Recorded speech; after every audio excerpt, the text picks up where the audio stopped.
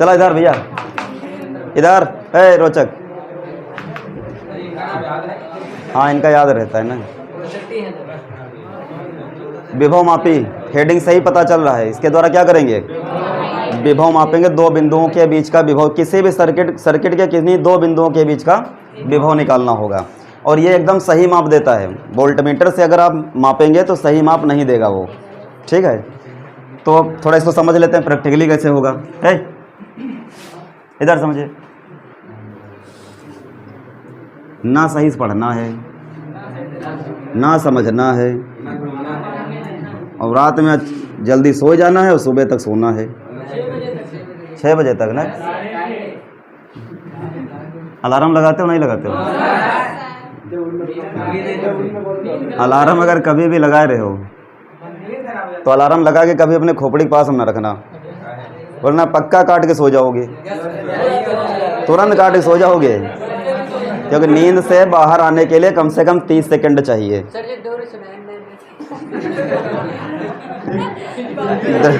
दृष्टि दोष सुने हो? दृष्टि दोष सुना है? तुम्हारे कर्ण दोष है। मोबाइल में अगर अलार्म लगा रहे हो तो अलार्म आप पास में न रखिए। अलार्म वाली घड़ी भी आती है, दूर रखिए। इतनी दूर रखो, इतनी दूर रखो कि वहां तक जाओ तो 30 सेकंड लग जाए। तो उसको बंद करके जब तक बिस्तर पे आओगे 30 सेकंड हो गए, आप नहीं सोओगे, अब नहीं सोओगे। ये बांस बुद्धि वाले बच्चे के लिए है भैया। चलो इधर है, इधर समझिए भैया। अब इधर इसमें क्या होगा, एक पैमाना लगा रहेगा यहाँ पे, ठीक है। ऐसे बस वही होगा, 1 मीटर लंबा। 1 मीटर बोले तो 100 सेंटीमीटर। थोड़ा प्रैक्टिकली समझ लीजिए, उसके बाद में थ्योरी पे आते हैं, ठीक। थ्योरी सर्किट प्रैक्टिकल अलग रहते हैं एकदम से। इसमें क्या होगा, 10 मीटर लंबा तार होगा। मीटर से तुम्हें 1 मीटर लंबा तार। इसमें आज हम लोग देखे भी थे ना, अरे बताए तो थे इधर भैया। तो तार कैसे होगा, इसे फंदे लगाएंगे होंगे। 2 metre, 3 metre, 4 metre, 5 metre, 6 metre, 7 metre, अरे ऐसे मतलब 10 मीटर टोटल तार होगा, ठीक है। अब सुना इधर, तो सारे फंदे कितने कितने, एक मीटर के, ठीक। यहाँ पर एक पेंच लगा रहेगा, उसको आपको एनोड मान लेना है, प्लस वाला टर्मिनल। और यहाँ पर एक पेंच होगा, या आखिरी वाला तार जो है जहाँ लगा होगा, तार कम पड़ गया कोई बात नहीं, आपको 10 मीटर ही लेके चलना है। न्यूमेरिकल में कोई ज़रूर नहीं 10 मीटर हो, वो जितने पर बात करेगा उतने पर आपको सवाल लगाना होगा। तो इसको क्या मानेंगे, कैथोड। अब एक सेल आपको यहाँ पहले जोड़ना पड़ेगा। सेल जोड़ो चाहे बैटरी लगा दीजिए, ठीक। बैटरी एलिमिनेटर लगा दीजिए जो डीसी करंट मैक्सिमम करंट दे, ठीक। तो क्या करना, हम क्या यहाँ से एक सेल जोड़े दे रहे हैं, इधर से लेके तार हो जाए, है बैटरा नहीं है। चलो इधर लो, एक क्या लगाना, रिहोस्टेट लगाना है, धारा नियंत्रक।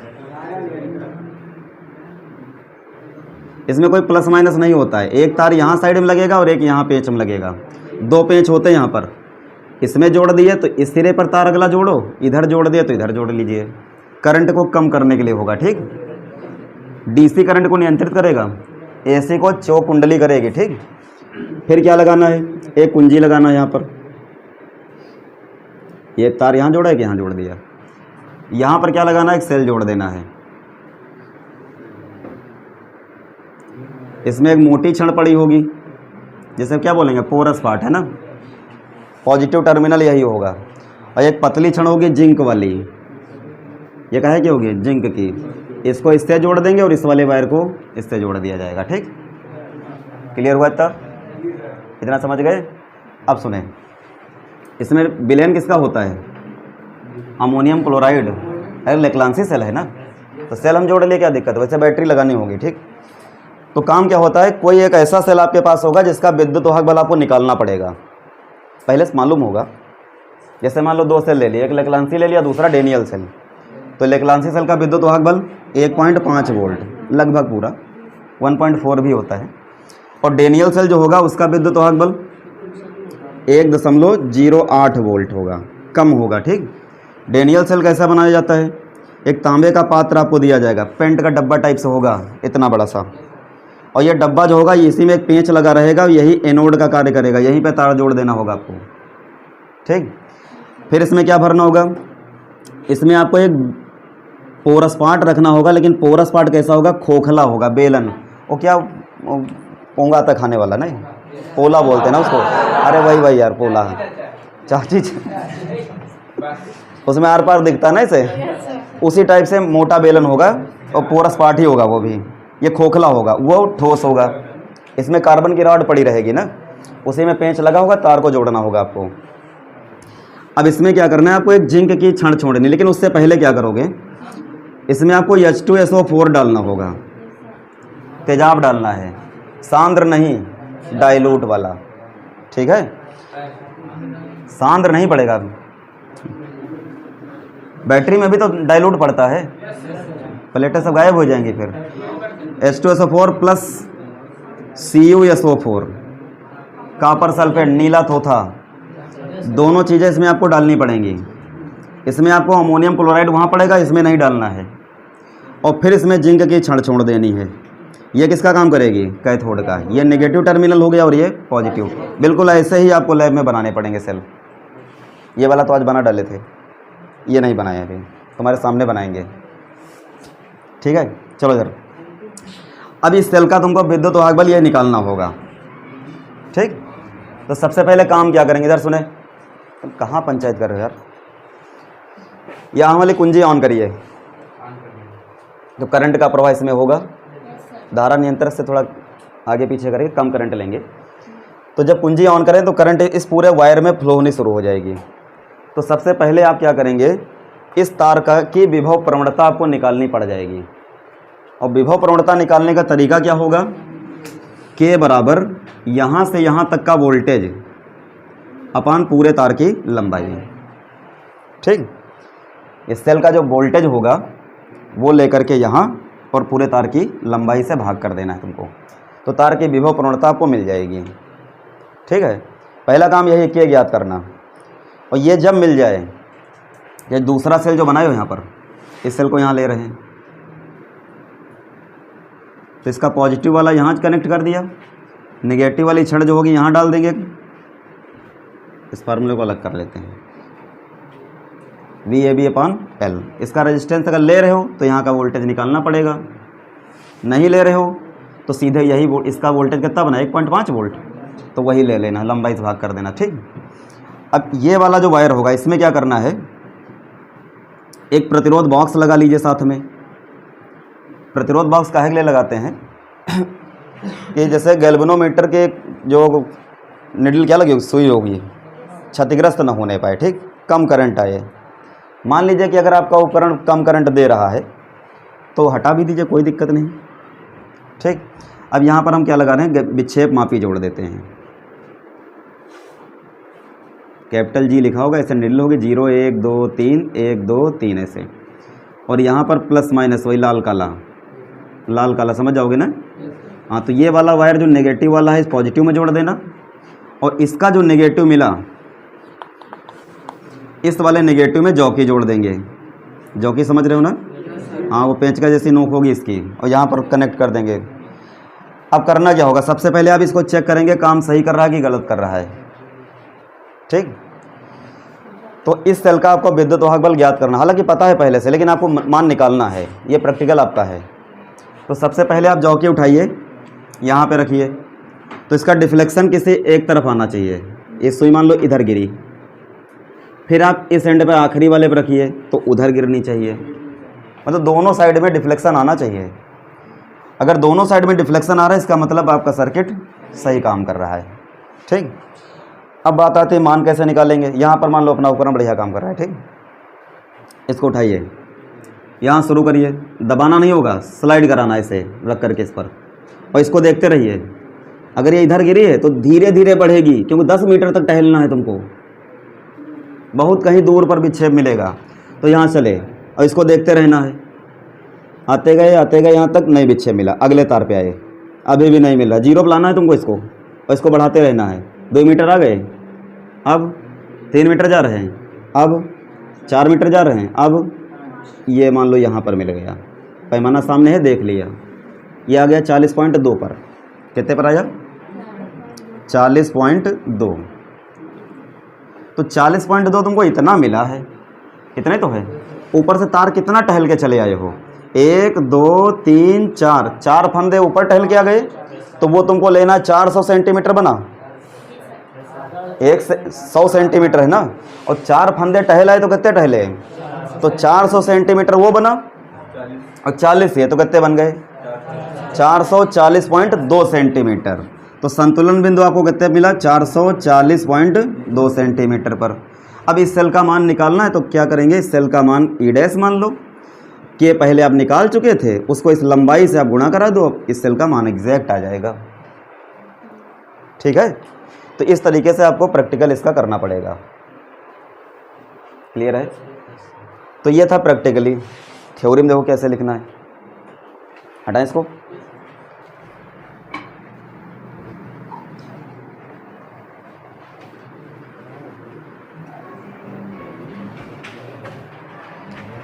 चलिए, ये सेल हो गया और ये तार हो गया विभवमापी का। हम एक ही तार बना लिए यहाँ पर। वास्तव में कितना मीटर लंबा है? 10 मीटर। ठीक, इस सेल का विद्युत वाहक बल कितना मान लिया? ई। तो लिखना क्या होगा? विभवमापी एक ऐसी युक्ति है, पहले क्या निकाली थी इसके द्वारा? विभव प्रवणता। तो यह विभव प्रवणता के सिद्धांत पर कार्य करता है। कैसी युक्ति है ये? हाँ, जो विभव प्रवणता के सिद्धांत पर कार्य करती है। इसके द्वारा किसी अज्ञात विद्युत वाहक बल वाले सेल का विद्युत वाहक बल ज्ञात करते हैं। भाई ऐसे लिखना है, यह ऐसी युक्ति है जो किस पर कार्य करती है? विभव प्रवणता के सिद्धांत पर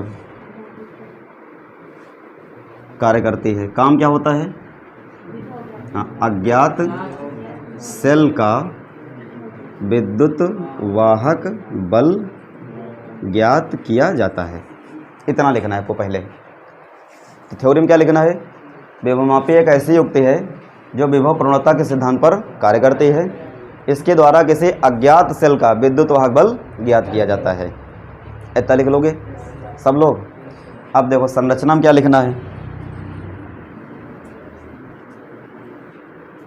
संरचना में इसमें एक विभवमापी एक तार होगा ए बी, जिसकी लंबाई कितनी मान लें? कैपिटल एल, ऐसे लिख लेते हैं। इसमें एक तार होता है ए बी, लंबाई कितनी है? कैपिटल एल, और इसकी विभव प्रवणता कितनी है? के। इसको ई विद्युत वाहक बल वाले सेल से जोड़ दिया जाता है। इतना हो जाएगा। यह संरचना हो गई। विभवमापी का तार क्या मानेंगे? ए बी, लंबाई कितनी? एल, विभव प्रवणता कितनी? ए। ई विद्युत वाहक बल वाले सेल से जोड़ देंगे श्रेणी क्रम में। ठीक, धारा यही वाला प्रवाहित कराएगा इसमें। ठीक, अब क्रिया विधि में ये इतना क्लियर है सबको? अरे इतना क्लियर हुआ? संरचना लिख लोगे? अरे लिख लोगे ना? फिर से एक बार। कैसी युक्ति है? विभव प्रवणता सिद्धांत पे कार्य करते। काम क्या होता है? अज्ञात सेल का विद्युत वाहक बल ज्ञात किया जाता है। ठीक, काम और भी दो करेंगे। सेल का आंतरिक प्रतिरोध भी निकालेंगे, दो सेलों के विद्युत वाहक बलों की तुलना भी कराएंगे। लेकिन जब इसके बारे में पूछा जाए तो आपको यही लिखना है। संरचना में क्या लिखोगे? इसमें एक प्रतिरोध तार ए बी होता है, जिसकी लंबाई कैपिटल एल मान लिया है, विभव प्रवणता के मान ली, और इसको कैसे जोड़ेंगे?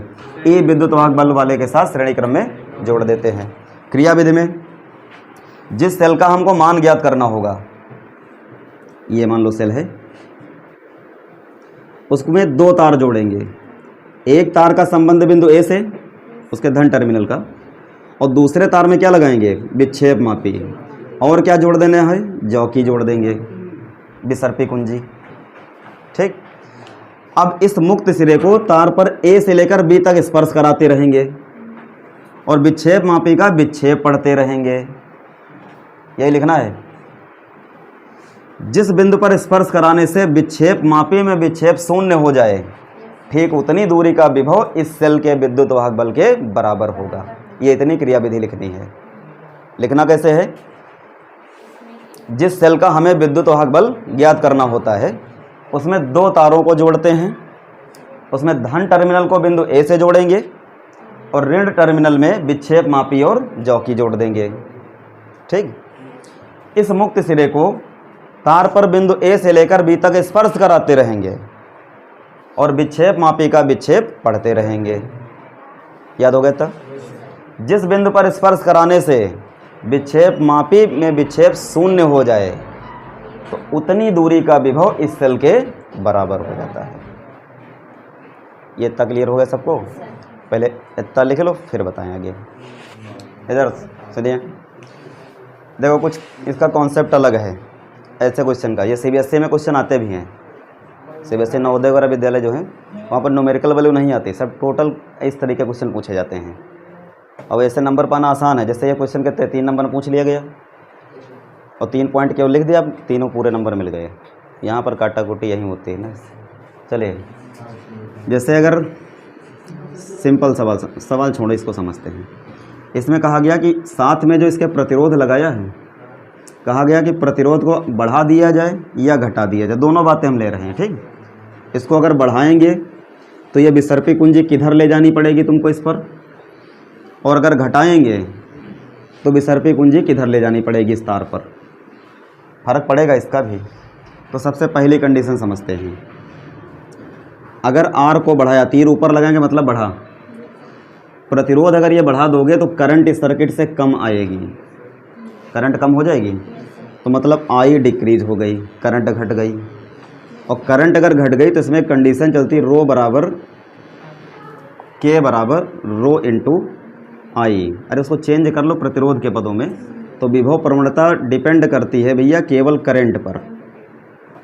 ठीक है, तो करंट अगर घट रही है तो विभव प्रवणता भी घट जाएगी, घटेगी। और विभव प्रवणता घट जाएगी तो के बराबर क्या होता है, वी ए बी अपान यल। के जो होता है व्युत्क्रमानुपाती यल के होगा। के घट जाएगा तो लंबाई बढ़ जाएगी। लंबाई बढ़ने का मतलब है संतुलन बिंदु बी की तरफ प्राप्त होगा तुमको, जो कि बी तरफ भाग ले जाना पड़ेगा, अधिक से अधिक दूरी पर प्राप्त होगा।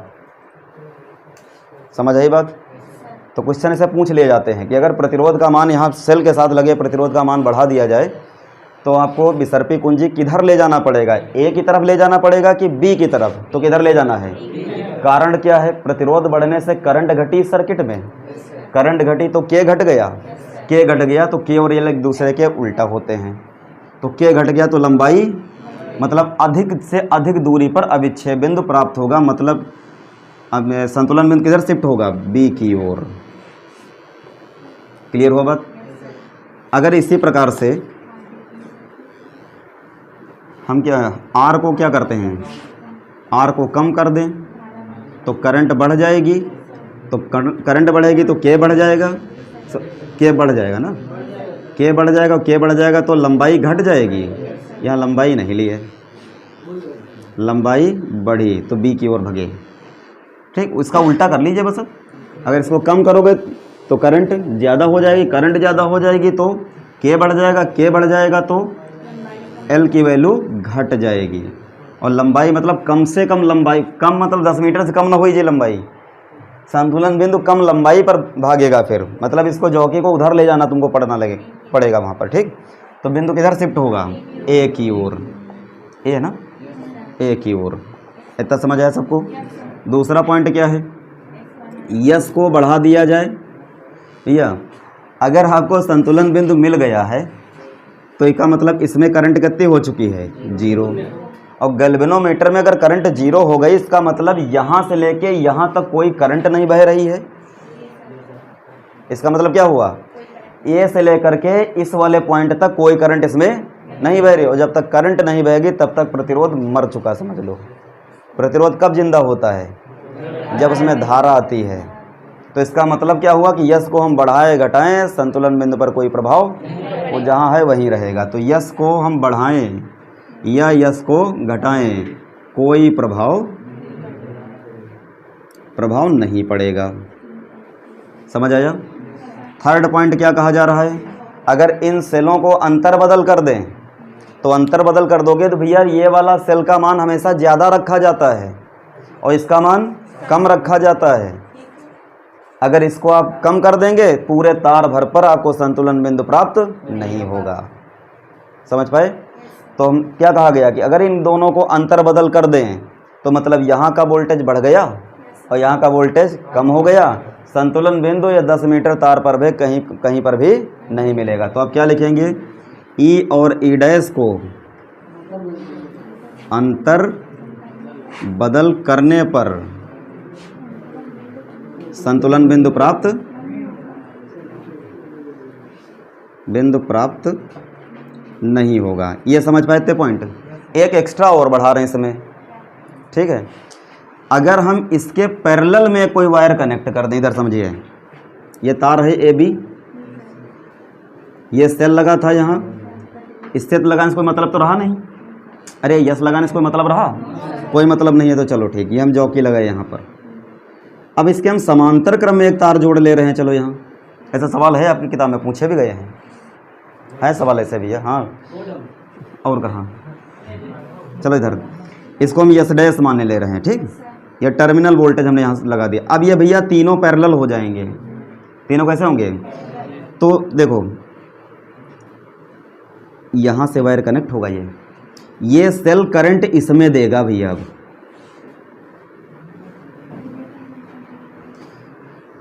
ना भाई, संतुलन बिंदु अगर आपको मिल चुका है, इसका मतलब गैल्वेनोमीटर ने क्या बता दिया, तो ये अपने अंदर यहाँ आने वाली करंट 0 बताया है इसमें से।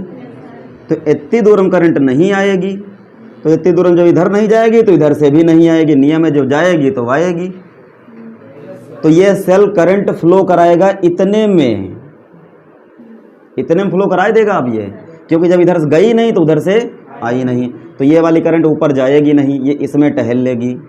तो इसको बढ़ाने घटाने पर फर्क पड़ जाएगा संतुलन बिंदु पर। अब ऐसा कोई न्यूमेरिकल आ रहा है नीचे साथ में पैरेलल लग गया है, तो आपको सवाल वो अलग से लगाना पड़ेगा, करंट आपको निकालनी पड़ेगी। और करंट जब निकाल लोगे तो चाहे यहाँ का वोल्टेज इसके बराबर कर दो, चाहे यहाँ का वोल्टेज इसके बराबर कर दीजिए। बात चमके। चलो अगर यस को हम बढ़ाते हैं, इधर सुने इस वाले पॉइंट, यस डैश को ना, एस डैश को अगर आपने बढ़ा दिया तो प्रतिरोध बढ़ा, तो टर्मिनल वोल्टेज बढ़ा, करंट तो कांस्टेंट फ्लो होगी इसमें। भाई ई वाली करंट जो होगी इतने में तो बहेगी। अरे रोचक, कहाँ सो रहे हो, ये तुमका गुरु होगा तो कौन बूटीन का सुनाव करते हो। इधर समझो भैया, तुमको ये पता हो गया कि करंट सेल की केवल इसमें जाएगी, अब इधर ना तो ऊपर जाएगी तो इससे भी नहीं आएगी, और हमको संतुलन बिंदु मिल गया मान लो। अब इसको अगर बढ़ाते हैं, अब बढ़ा रहे हैं, तो यस डैश को बढ़ाओगे तो V बराबर क्या लिखोगे, आई यस डैश, V बराबर आई यार। तो करंट तो फिक्स बहेगी ना इसमें, अब इतने में केवल, तो ये तो कांस्टेंट होगा, तो V डिपेंड किस पर कर रहा है, एस डैश पर। यस डैश आपने बढ़ा दिया तो टर्मिनल वोल्टेज बढ़ गया यहाँ का, और ये तीनों कैसे हो गए, अब पैरेलल हो गए, तीनों कैसे हो गए, तो यहाँ का टर्मिनल वोल्टेज जो होगा वो बढ़ जाएगा, और टर्मिनल वोल्टेज अगर ये बढ़ जाएगा तो संतुलन बिंदु बी की ओर भागेगा, क्योंकि ये वोल्टेज बढ़ा तो इधर दूर ले जाओगे फिर, तो जो कि इधर लेना है बी की तरफ। अरे क्लियर हुआ, सब समझ पाए। लेकिन अगर हम यस डैश को कम कर दें तो टर्मिनल वोल्टेज कम हो गया, तो कम हो गया मतलब कम से कम लंबा, वोल्टेज घटने का मतलब क्या है, कम लंबाई बनी। अब फिर V बराबर K इंटू यल करोगे ना, ये V बराबर क्या लिखोगे, K इंटू स्मॉल यल।